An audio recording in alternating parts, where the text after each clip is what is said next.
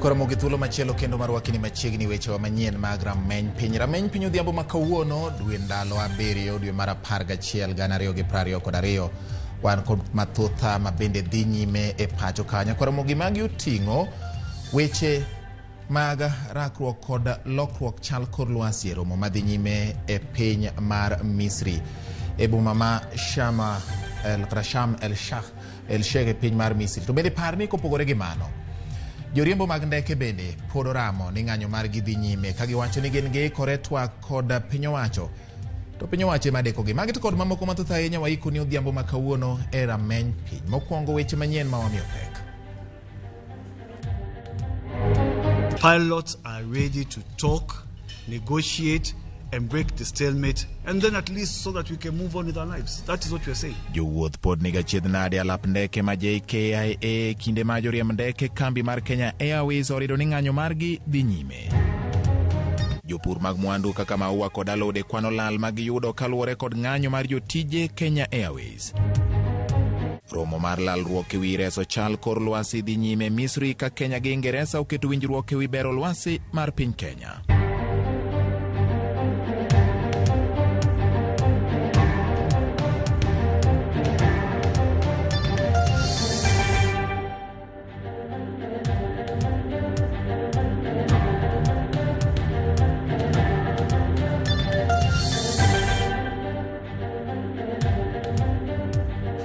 Parwaki ni machiegni nyakwara mogi mar yudo weche manyien adimba e weche manyien mag rameny piny chakore sani. Par ni jaloko marwa iluongo ni Winnie Adoyo.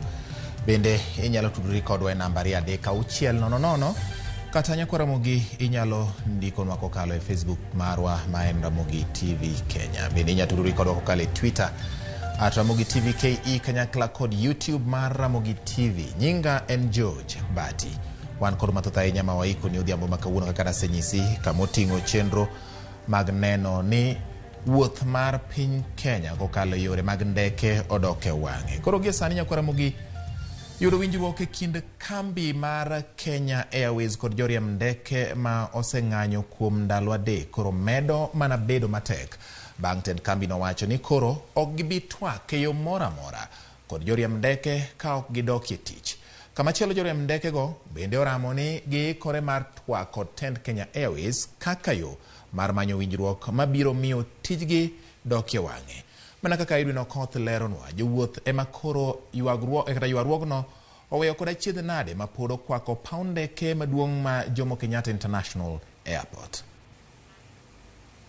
Ndalo mar 3 kapod joriemb ndeke mag Kenya Airways moingo 300 ong'anyo kendo medo rocho chenro mag wuodhe ndege kambino. Winjruok pod otamore kind Kenya Airways kod jotijegi. Jata tije mar Kenya Airways Alan Kilavuka koro wacho ni onge twak moro amora mabiro bet e kind tend kambino gi joriemb ndekego kapok gidok e tich. There is no negotiation. I want them to go back to work because they are costing us a lot of money. They are sabotaging this country. They have been belligerent. They were trying to hold us hostage.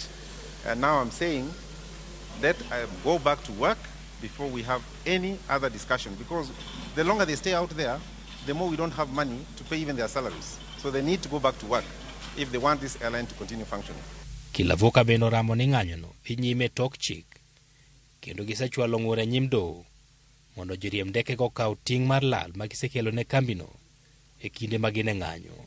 We have filed contempt proceedings against them to say this group of CALP officials have disobeyed a lawful order that came from this court.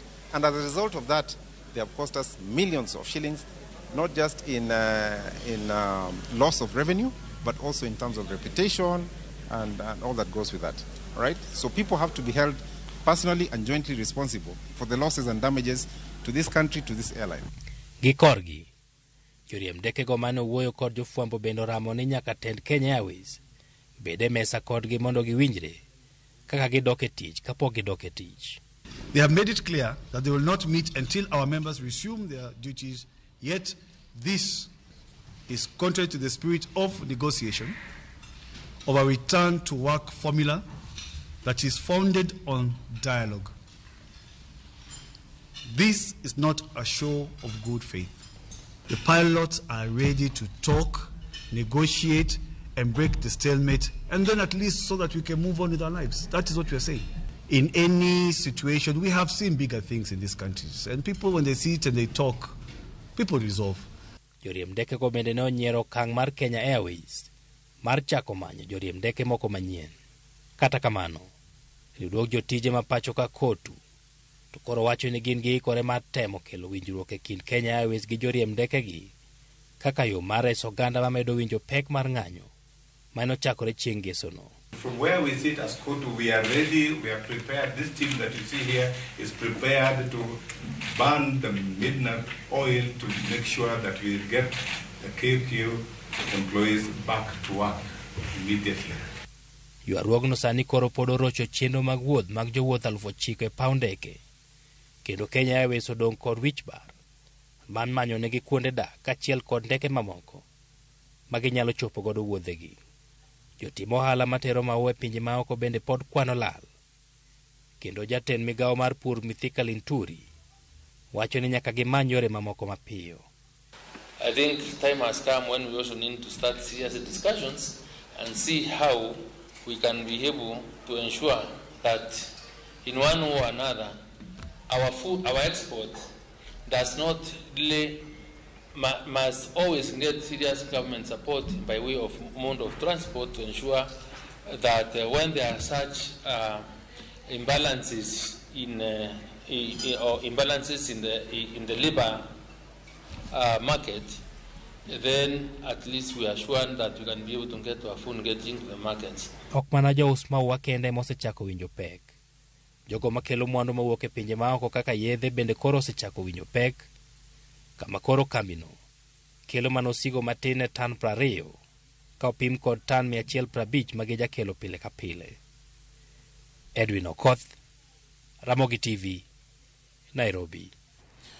Piny Kenya oketo winjruok gi piny Ingresa e wi okenge mag keto dongruok ma ok keth chal kor lwasi. Ma en winjruok ma oketi kokalo romo ma okelo kanyakla jatend piny Kenya William Ruto kod Prime Minister mar Ingresa Rishi Sunak, maduto oyore romo madhi nyime e piny Misri kama pinje manyo riekni mag reso chal mar kor lwasi.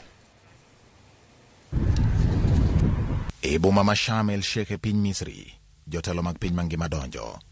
Ok mondo giywe kendo gicham ngima, gin kod lek kod dwaro. Lek ne chal mar kor lwasi mar piny ngima nyalo dok kendo e wang'e kama ne entie kane pok kembe oketho lwasi, ka dwaro margi en ywako lwedo yore duto maneno ni orakruok e yo manimba kod midhiero ma osekel kod lokruok chal kor lwasi. E kinde ma jotend pinje kionko medo goyo kaluwore kod dera ma osegore pinje gi nikech lokruok chal kor lwasi, jotend pinje koting'o jatend piny Kenya William Ruto mani kod wach e lo jotend pinje Afrika ni kod geno ni romo mar rakruok kod chal kor lwasi ma idendo ni COP27 madhi nyime sani biro nyago lemo mar keto e tim winjruoge ma oseketi e kedo kod midhierogo. E kinde twak mare bang' romo no yawa yanga gi jatend migawo mar tudruok pinje maoko ma Misri Sameh Shokri, jagoro maduong' mar riwruok pinje piny mangima United Nations Antonio Guterres oywago piny ka okoni okak oseneno kendo piny mangima ochimo bugo mandiwa kaluwore kod kethruok chal mar kor lwasi. Excellencies, this UN climate conference is a reminder that the answer is in our hands. And the clock is ticking. We are in the fight of our lives and we are losing. Greenhouse gas emissions keep growing. Global temperatures keep rising. And our planet is fast approaching tipping points that will make climate chaos irreversible. Guterres okwayo pinje 20 momeyo motesore nying mar G20 mondo wuog oko e yor adier mar siro chenro mag kedo kod lokruok e chal kor lwasi e chiwo sir mar omenda madwarore. Okoni sani ema teko mar resruok ni e lwet dhano ma poni dhano koketo winjruok mar rakruok kod chal mar kor lwasi, to machiegni ni lokruok chal kor lwasi biro lal kod piny nono. We are getting dangerously close to the point of no return. And to avoid that dire fate, all G20 countries must accelerate their transition now in this decade. Humanity has a choice: cooperate or perish. It is either a climate solidarity pact or a collective suicide pact. E kinde romo no mar COP27, jatend piny Kenya William Ruto ne oromo kod Prime Minister mar piny Ingresa Rishi Sunak kendo keto winjruok matayo chenro 6 mag dongruok ma ok keth kor lwasi mabiro muonyo bilion 500. Chenrogo oting'o yaro kar teko sola ma Malindi madhi muonyo bilion 7.5, kar thedho sitima mar muya mawuok e bwo lowo ma Menengai madhi muonyo bilion 2.5, gedo mar yawo mar thedho sitima ma Tana River ma nengone dhi muonyo bilion 25, loso reru manyasani e boma ma Nairobi madhi kawo bilion 5, kama romo bilion 31 oketi e yawo chenro mag weche mag pur e alwora mar Nam Lolwe, kendo konyo jopur maromo 20,000 mawuok e alwora mar Nam Lolwe. Mane en Prime Minister ma pachoka kendo jatend dongruok e weche mag tudruok pinje Afrika e bwo riwruok mar Afrika AU Raila Odinga bende oyuore romono mar somo piny mangima paro kod riekni ma inyalo ti godo e rakruok kod lokruok chal mar kor lwasi. E kinde ma piny mangima thuthni kod rakruok gi midhiero ma oseneno, jopiny bende kwayo mondo rit tienge mabiro kokalo e pidho yien madhi rito alwora kendo keto lwasi mani kod muya makare ne piny mangima. Wadhi nyime nyakora mogik owuok e mago matimore e gwenge mag Misri e yore ma ing'iyo godo kaka inyalo ng'ad riekni mag kelo ber e kor lwasi. Wadhi ane weche mag jiwo kwe e piny mar Ethiopia. Ndalo 5 bang' piny owacho ma Ethiopia kod jo-Tigre mobalo chuoko gi winjruok mar manyo kwe kindgi, kweth ariyogo romo gi jatend piny Kenya machon Uhuru Kenyatta kod jatend piny Nigeria machon Olusegun Obasanjo e boma ma Nairobi, romo mar yango yore mag loso winjruok e kind kweth ariyogo. Romono ne ochokie bwo riwruok kata mano chokie bwo riwruok mar pinje Afrika AU geto yudo yore ma nyalo tiyo e nyayo kwe, golo gige lweny e kind jodak makono kendo neno ni jodak ma Tigre odok dago ngimagi mapile. Jotend pinje ariyogo jotend pinje ariyo machon go onyiso geno margi ni twak ma ne gibedo godo biro nyago olemo kendo kweth ariyogo biro nyayo kwe kendo riwore kamoro achiel ka gidak gi kwe kaka ne gisebedo ka gidak e kinde mokalo. Romono bende noyuore gi jang'ad paro e weche mag arita ma piny Ethiopia Redwan Hussein ka jawach e lo TPLF bende noyuoro. Actually summoned regional presidents, ministers, political leaders, so that they would all embrace and do their best now to reach out to the people in Tigray. And it is time for the very people who have a deeper understanding of the realities on the ground to figure out how to go about it and to make sure that whatever we come up with is going to result in a lasting peace, not a publicity exercise where we may say we have agreed on a number of things only to renege on our promises and to do things that will set the clock back. I hope and very seriously so that within the next month or so we will have reached a point where we can say Uhuru. Indeed, it is a meeting of colleagues who know each other, and colleagues who I am certain at the conclusion of this process will be colleagues who will be working together for the betterment of their country, for the betterment of Ethiopia, for the benefit of our region, and ultimately join us all in our struggle to make Africa a better place and to end and silence the guns permanently so that we can focus on the well-being of our people. Kowuok e boma ma Nairobi koro wadhi nyaka Homa Bay. Jotend migepe 10 manowal gi gavana mar kaunti ma Homa Bay Gladys Wanga ochamo muma mar apis. Gavana Wanga ochiwo siem ne jotend migepego mondo kik rwak weche mag mibadhi e kinde ma gidonjo apis mar chako tijegi. Ali Abich nigi lerno.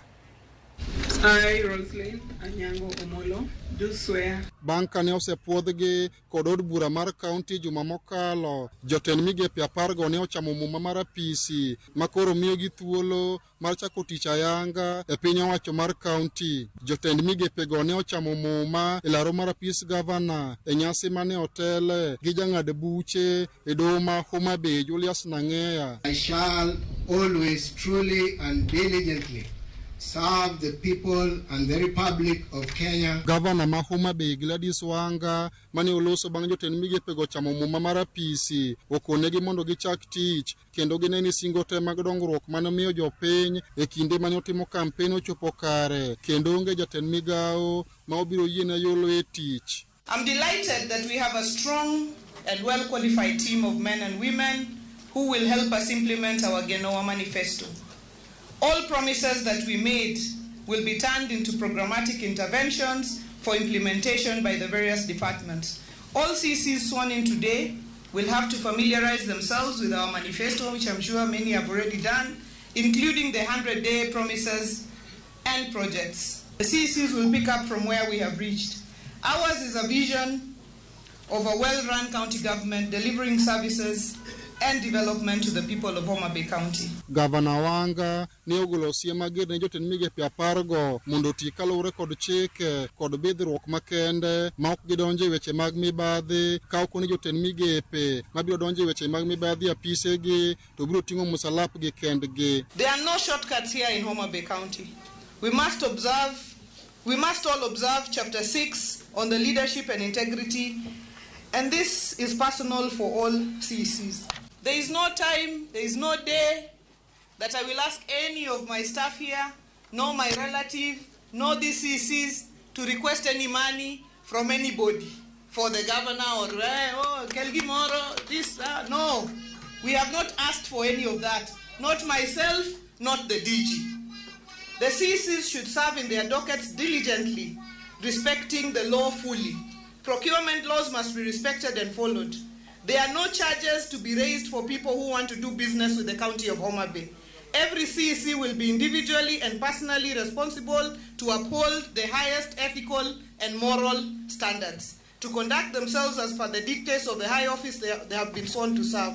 We will not be a corrupt county. Jalopne Joseph Oyugi Magwanga bende okune jotend migepego mondo neno chwalo chenro mag dongruok ne jopiny e migepe magintie.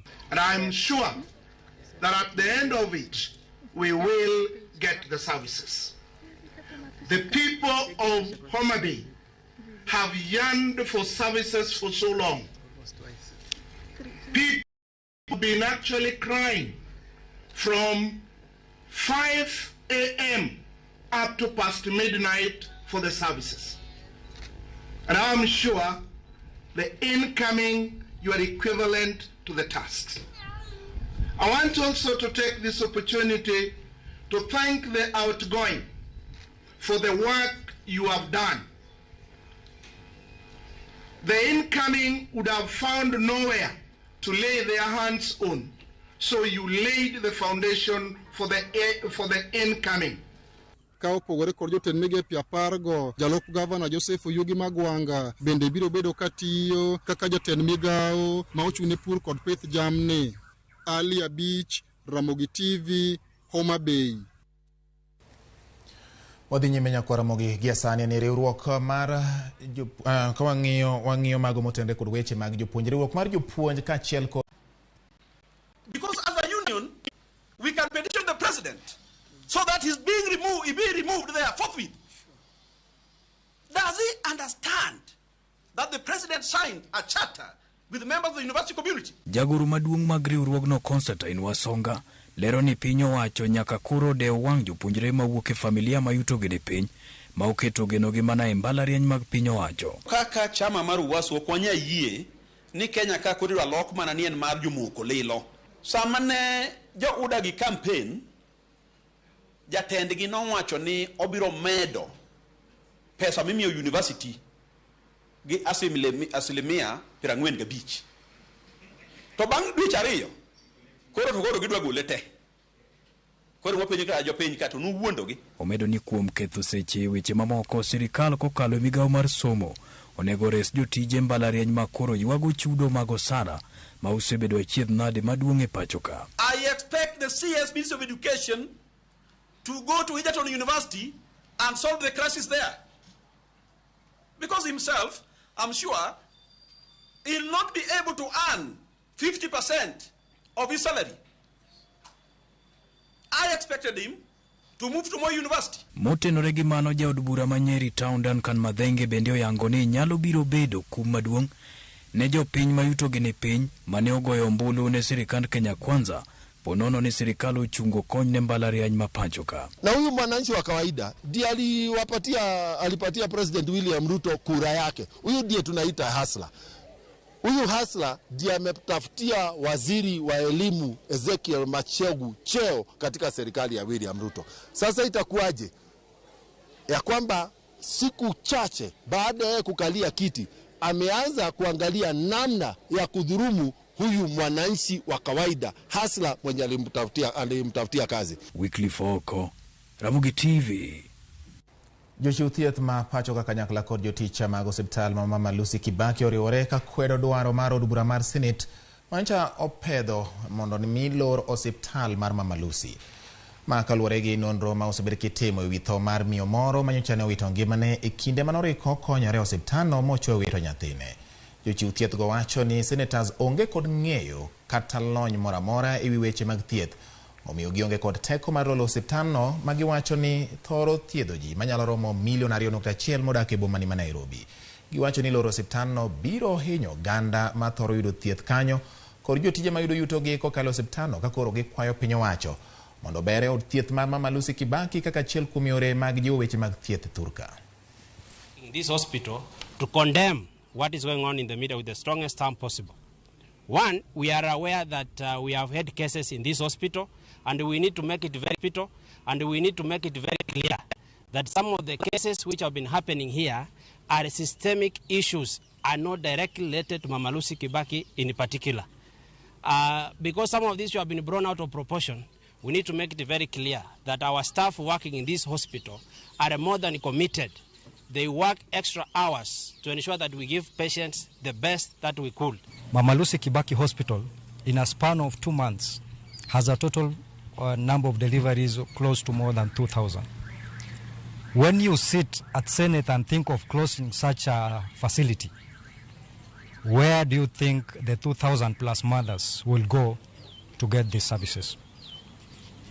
Mama Lucy Kibaki Hospital is a level 5 county hospital that serves quite a number of people.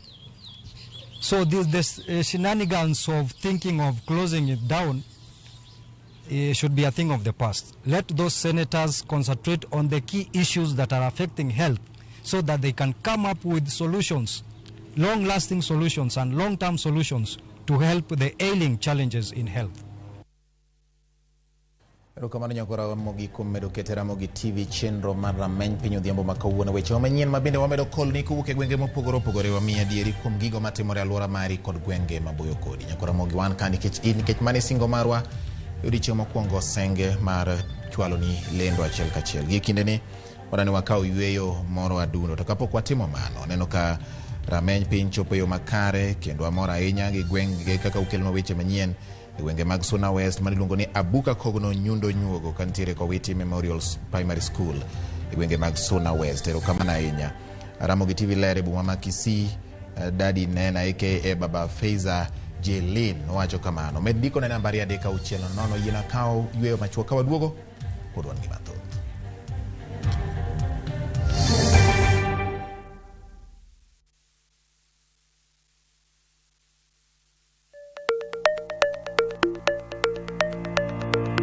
Lwasi mar ohala osebedo kalokore, keto mwandu bende osekao yore manyasani.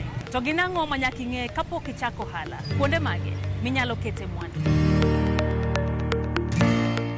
Ramogi TV biro yango ni kit ohala, kaka itimogi, kachiel kod yore mag keto mwandu. To ok mana mano kende nyakora mga juang, bende wabiro twak kod yawuoto nagi kod nyonagi matimo ohala, maweg kembe, kachiel kod mago man kod lony e keto mwandu. Mana e chenro mar ohala gi mwandu e Ramogi TV kod an Lydia Okeyo.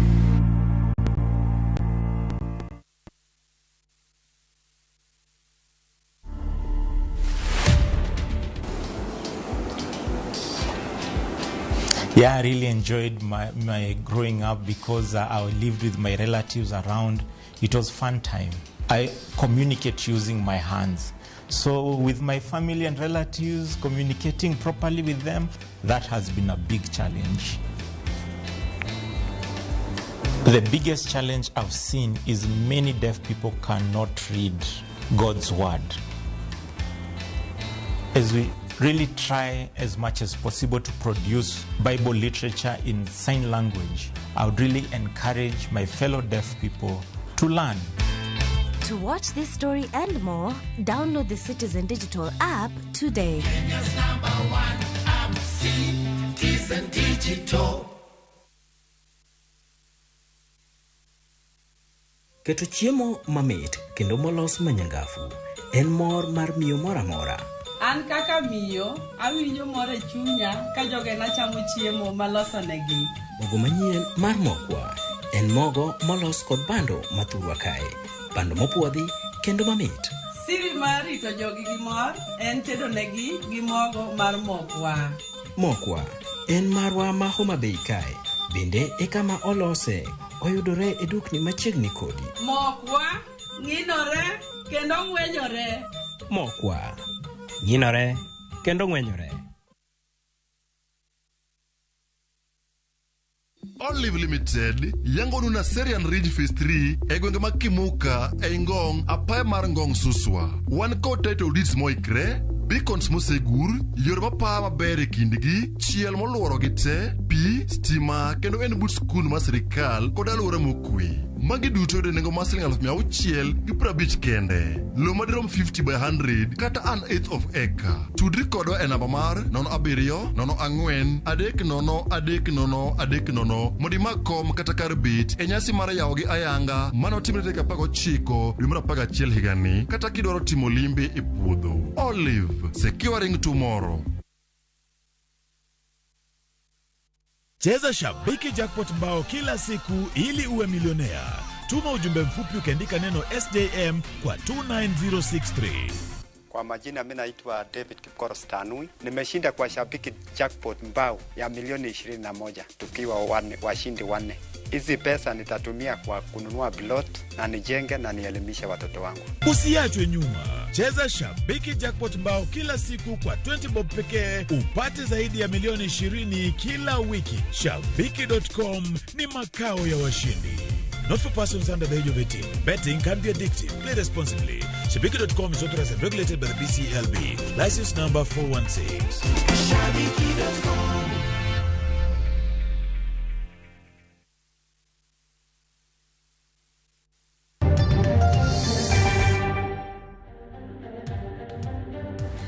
Machiegni kendo nyakoro mogi wamedo dhi nyime gi weche manyien mag rameny piny. Moko kuom jotend kanisa e boma ma Kisumo koro wuok tung' mosuo kod tend kaunti no kokalo e apisi mar City Manager Balawanga kaluwore kod wach kumo alam mag crusade kod kesha ni mar gikelo koko. Jodologo wacho ni tend boma ma Kisumo ne owinjo ber kodgi piny kendo som pachgi kapok okalo wach makamano. Gimedo ni gin kod chich ni sirikand kaunti no yawo lweny kod kanisa kagimedo ni gibiro dhi nyime kod yalo injili e yo mora mora kani giloso e kanisa mar Christ Greater Exploits Church mayudore Manyata. Gimedo ni buche duto mag alam kaka kesha imiyoga lesen kuwuok kuom telo mochung' ne ng'iyo kaka irito alwora kaka chik dwaro. Maonge crusade mawayale i town kaka okwang'ado barua mar nema and wachulo pesa mano miyo waketo sound mawinjore. Taparo ni kanyo nitiere misunderstanding nikech the moment mwabiro ng'ado barua eka mondo wadwa yal crusade waketo sound mowinjore gi rules and regulations moketi. Kora paro ni office governor kod the city manager chakudo gore visit and mostly luongwa uru kaka bishops mondo me uwo kodwa. And gini koro biro ni chal mana kanisa mo onea nikech the first time kane corona ne nitiere kanisa. At now sani ka koko nitiere kanisa. Ang'o momiyo kanisa and piny mok lame Nyasaye adwa ni mondo nyisu jotendwa nikech kata un obed governor marwa kanisa manolamo ne kendo kanisa ne mano vote nitiere kanisa. Ang'o momiyo sama ne ji campaign manye koko gore Kisumo ka dak ne kete chikegi makatoka campaign usirumo kor kanisa kor kago koko. Wach Nyasaye kod sirikal en gimoro achiel. Kaka sirikal ok dwar koko e kaka wach Nyasaye bok dwar koko. Nyo wawinjo kuwuoyo e sauti mamalo ni biro lor to na wawacho kanyo niya wanu luongwa kaka embe no yiere to wadwaro ni mondo ng'e ni owachunwa gima Nyasaye watiyo gi constitution ma en muma embe samoro tiyo gi constitution ma mari owuon mar sirikal to nadwa na pare ni kik wiye wil ni nyaka en kama entieno injili miyalo emukete kama entieno kendo nyaka dala gi nitie Christianity base ma odwaro mondo ng'e ni wach Nyasaye morito piny kamoro amora wach Nyasaye morito piny. Owuok e gwenge mag Kisumu nyaka Ramogi wadhi nyaka Laikipia. Piny owacho mar kaunti ma Laikipia oketho winjruok ma gisebedogo gi kambi nyamburko ma Toyota mosebedo ka kodesane gi nyamburko mag kido mar 20 Hilux D-Cabs kod mano mar VXL Prado. Kaunti no osebedo ka kodesa nyamburko go ka gitiyo kod omenda maromo siling 17,987 ewi nyamburko ka nyamburko ma itiyogo gi min od gavana mar kaunti no ne chamo siling 41,000 pile ka pile. Kuom dweche 60 chenro no mano ketie tim higa mar 2018 gi manen gavana ma kono Nderitu Muridhi nochamo omenda manyalo romo siling $1,700,000. Kata kamano, nonro ma otim gi jatend migawo mar omenda mar kaunti no Daniel Ngumi onyiso ni chenro no ni timo e bwo kambi moro ma oyangi kaka Rentworks East Africa Limited to ok Toyota kaka ne osebed ka ilieko. Gino ma omiyo giketho winjruok ka koro gisingo ng'iewo nyamburko ma ibiro tigo gi kaunti no.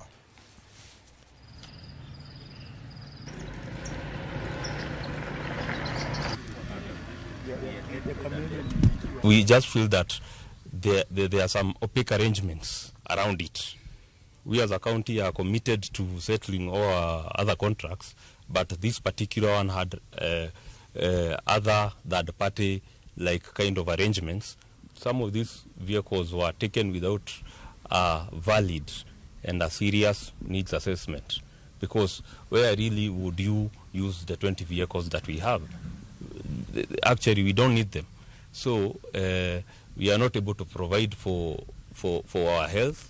We are not able to provide for such like activities because we have vehicles here. We have explained ourselves. We have held meetings with them.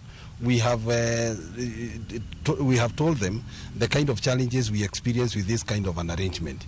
The budget is very strained. We are unable to offer services to Laikipia beyond having vehicles. So we feel like it is not fair that the people of Laikipia see vehicles just driving around. We don't have medicines in hospitals. We don't have good roads. Owuok Laikipia nyaka Ramogi waridre nyaka gwenge ma Migori. Jokanyo mag sekta mar limbe kaunti ma Migori dwaro mondo piny owacho mar kaunti ma Migori ojiw weche mag limbe kaunti no, ma en kaluwore kod nyawo ma oseneno korka jiwo limbe e kuonde limbe ma yudore e kaunti ma Migori. Jojuma nigi ler mar wach. Thim Lichoinga moede gwego mag Nyatike e kaunti ni ma Migori. En kar limbe mabende nonro koro yango ni osebedo kanyo kuom higni maloyo 600. Mana kaka nyinge, kar limbe ni nitiere kod ohinga ma olosi kod kite mabende osebedo kanyo kuom higni maloyo 600. Ka ohinga en achiel kuom gigo eko ma jolimbe ma olimo kanyo nyalo chwe wengegi. Higa ma 2018 riwruogno mar UNESCO ne oyango thim Lichoinga kaka achiel kuom kuondego mag limbe ma inyalo lim e piny mangima. Lendo machal kod mae ne okelo geno mathoth ne oganda e kaunti ma Migori ni kar limbe ni dhi kelo nweng'o ne kaunti ma Migori. Kata kamano, geno ni pok ochopo kare. A World UNESCO World Heritage Site, which is a very rare status to get, but it's not utilized. We have issues of poor infrastructure going to this site, so people can't get there. We are urging our investors, those who may want to invest in Migori County, to come and maybe open up. Jokanyo mantie sekta no mar limbe e kaunti ni ma Migori ma oting'o wegi otende wacho ni ber ka thim Lichoinga kori loso makare mondo ko ywajo limbe e kaunti ma Migori. Thim Lichoinga is one of the most attractive tourist center, very historical. We have other attractions like Mugabo Beach in Mihuru Bay, and there we have things like rock art, which was drawn by the Stone Age thousands and thousands of years ago. These are things that are a marvel for people to come and see. Gi wacho ni onge mar apaya malong'o bende nyalo chopo e kar timo limbe ni gin achiel kuom gigo eko ma osemiyo ka limbe ni okel nweng'o ne oganda kaunti ma Migori. We need to come up with the county government opening up the infrastructure. A lot of people are going to Kisumu and they come down by taxi to Migori. So if we could open up this airport, which has already been paved, you'll find that business increase. Kaka yo matingo malo wechego mag limbe e gwenge mag imbo mag Kenya, riwruogno mar piny owacho mang'iyo wechego mag limbe pacho kae ma ong'ere kaka Tourism Trust Fund wacho ni gidhi tiyo kamora achiel kod piny owacho mag counties duto e Kenya mangima mar ting'o wechego mag limbe e gwenge duto e Kenya mangima. Kaunti ma Migori nitiere kod kuondego mag timo limbe mathoth ma oting'o Thimlich Oinga, Mugabo Caves, Kuoyo Marachar kata White Sand e gwego mag Senye, Crying Stone kata Kidi Mayuak e gwego mag Chinato kaachiel kod mamoko. Kata kamano, nyaka sani onge limbe malong'o mabende koro timore e kuondego. George Juma, Ramogi TV, Migori. Jodak e gwenge kata gweng ma Old Town e kar chung'ur bura ma Mvita Mombasa ne jowuok oko mar timo ler ma en achiel kuom chenro maten kaunti ma Mombasa koni oketo e ong'ala mokwongo. E chenro no ma bende notele kod MCA ma alwora no kaachiel kod apisa maduong' e migawo mar weche alwora yangore ni tend kaunti ma Mombasa oseloro kuonde 17 e kind kuonde 32 ma osebed kiwite taka e tok chik. Old Town en achiel kuom gwenge ma osebedo kalombo kwan welo mathoth kaluwore gi ute manoger manyachon. To kata kamano, wachido kod timbe jore ma osebedo kanikuro osekelo luoro ne welo matimo limbe kanyo. Jodago bende oyuak ne piny owacho mondo mi orangie wach teini ma osebedo ka ok liel kod apeini magikoni richo e alworano.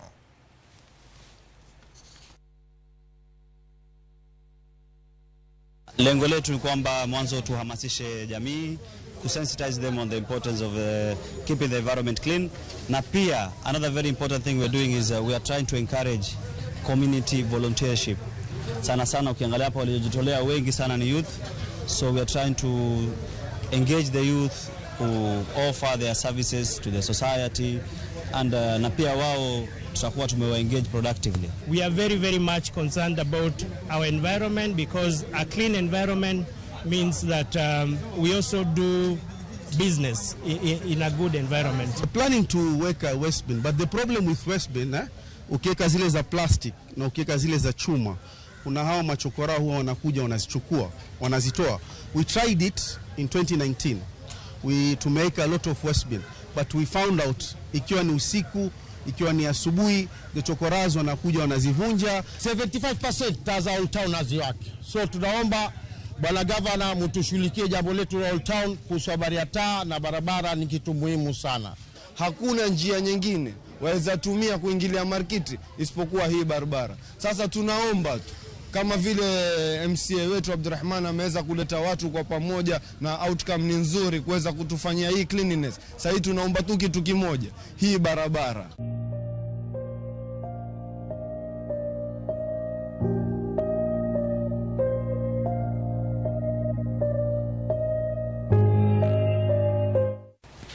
Nakora mogi kakor wang'yo mago motende kod weche magoro en yangore ni midhiero mar oro ma ikelo kata ma okelo kech osemiyo jopuonjre mathoth odar mowuok e skul e gwenge mag Marsabit. Tenda rita kwe e gwenge mag Marsabit wacho ni ma ok tin ne atamalo 34 mag jopuonjre ok nyal somo gi kwe wira ne pek mar yudo chiemo. Jalup County Commissioner morito gwenge mag Laisamis Langat Biwot ojiwo jonyuol kod jokanyo mamoko mondo ket wigi kanyachiel mar jiwo dok mar jopuonjre e sikunde. Negiloso chenro mar chiwo kony mag chiemo kokalo e kambi mar Lake Victoria Wind Power.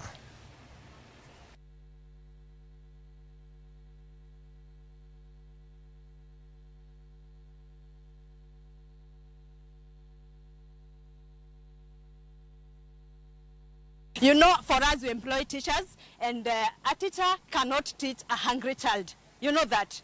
The child will not concentrate. Tunaashiria kwamba 34% ama 34% of the students are not in school sababu ya njaa. Kwa hivyo ni kushukuru kwamba wengine wametuambia kuanzia kesho wakisia chakula imefika watarudi shuleni. Tuendelee kushauriana, kupatilishana ujumbe ili tusaidiane na machifu wetu tuwarejeshe shuleni. Na natumai chakula hii itawezesha wanafunzi wetu kuendelea na masomo inapokuwa jamii itashughulikiwa na viongozi wengine na serikali. Wazazi ambao walikuwa wametoa watoto shuleni wataweza kurudisha watoto shuleni ili waweze kuja kuendelea na masomo yao, na pia hasa wale ambao wanafanya mtihani. This program will start off today, but it will not stop today. It will carry on into next term.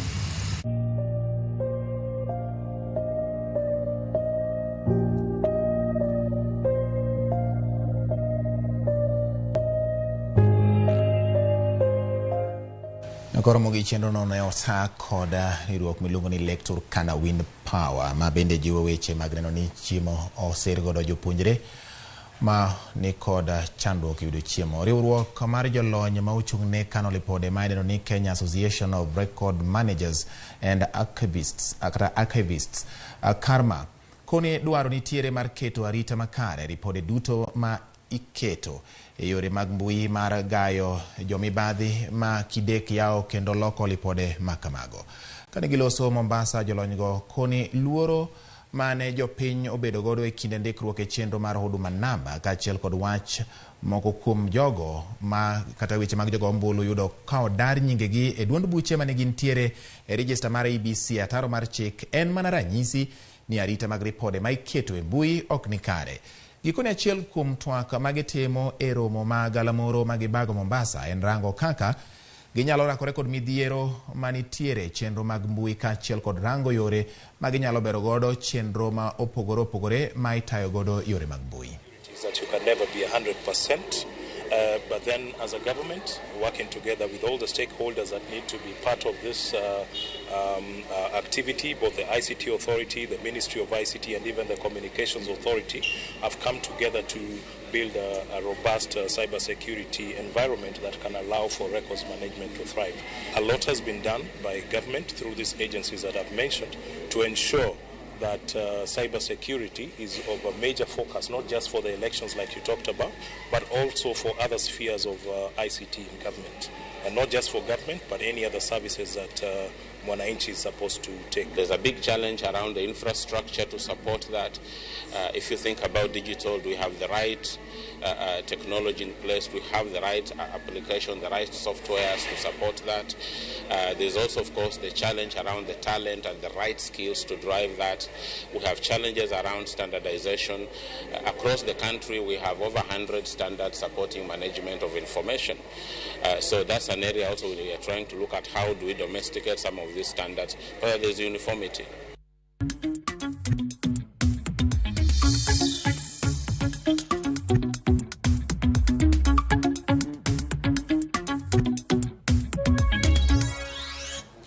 Wangi weche mag ohala jatend migawo mar pur kod pith Mithika Linturi koro yango ni piny owacho manyo chiro ne mwandu mawuok e puothe ma pacho ka mondo mi okony jo ohala mag mwandugo.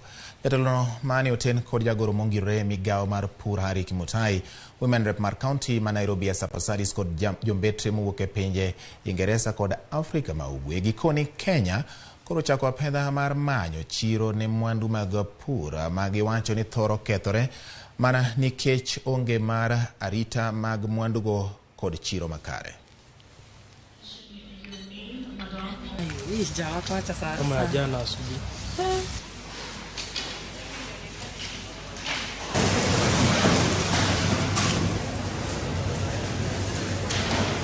How do we link the production to the market? But there are certain conditions that we may have to meet. The role of the ministry basically is to do extension services, provide knowledge to our farmers that they must comply with certain regulations and standards so that their produce can also reach that very market. I think time has come when we also need to start serious discussions and see how we can be able to ensure that in one way or another, our export does not really must always get serious government support by way of mode of transport to ensure that when there are such imbalances in the labor market, then at least we are sure that we can be able to get to a full engaging to the markets. Wadhi nyime komiti mar od bura ma Siaya marango weche mag pur ne obago romo mar kanyakla gi jogo matayo dongruok e bwo chenro mag Agricultural Sector Development Support Program. Romono ma en mar lalruok e wi yore mag reso sekta mar pur. Jata chenro no Ken Owuoro olero ni komiti no nyiso dwaro mar jolo chenrogo mag dongruok e yore mag pur kendo gibiro konyo e manyo chiro ne mwandu mag jopur. Jakom komiti no Frederick Oluoch Omoro oyango ni od bura ma Siaya biro jiwore mar neno ni sekta mar pur oyudo pok mar omenda ma oromo. Issues of the value chain, we have discussed issues that are affecting the value chain actors, and the mood of the committee is very positive to enhance productivity, to enhance incomes, and also to improve market access of our products. This is an annual meeting that makes sure that the assembly is brought to speed on what the program is doing, and also to embrace and use the forum to bring into perspective the activities of the program. I promised that we'll fast track on the bill and bring it back to the floor of the assembly, so that when it is passed into a law, then I think Siaya County for the first time will they have the space to procure tractors, to at least have a budget for enough seeds and fertilizers, so that we can realize the real development and real productivity in terms of agriculture.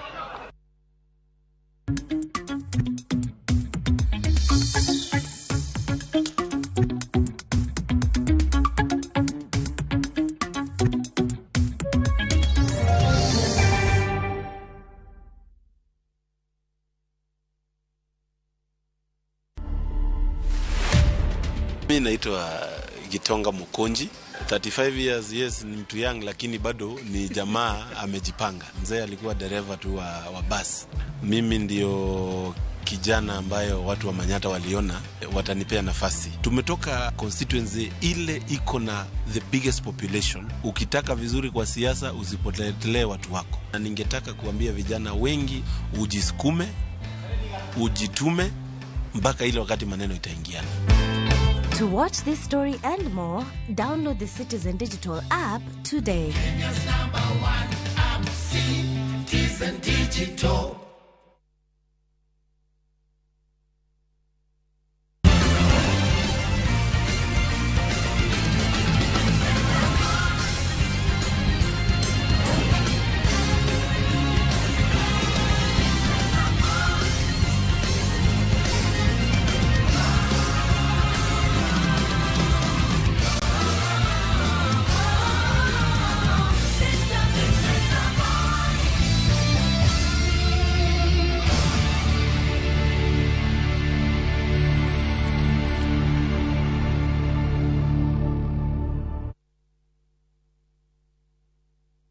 Tenbob, ashu, kinde, ekomi, abar, ikomi, mahumi.